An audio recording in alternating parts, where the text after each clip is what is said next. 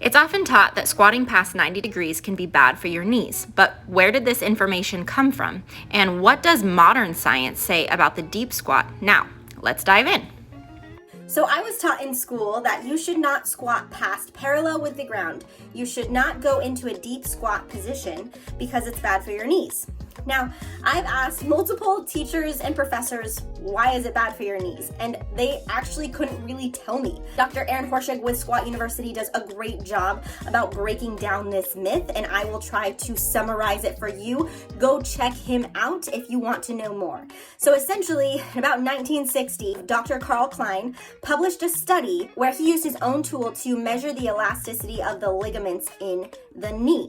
He then published his findings to say that athletes who squat deep had more elasticity in their ligaments of the knee than the athletes who did not utilize a deep squat. Dr. Klein's findings have never been replicated. Biomechanics have tried, even using his exact same self-made tool, to come up with the findings about the elasticity in the ligaments that he claimed, and they have not been able to replicate this study. This one study was published in 1961. Sports Illustrated took on the study, published it, and then everything started to go haywire.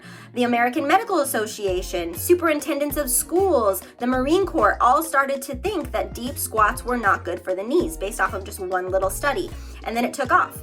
PTs, physical education majors, strength coaches, everybody were taught to not go past parallel because it was, quote, bad for your knees. Now, in today's science, what's nice is that we have some tools that are far more advanced than what Dr. Klein was able to come up with.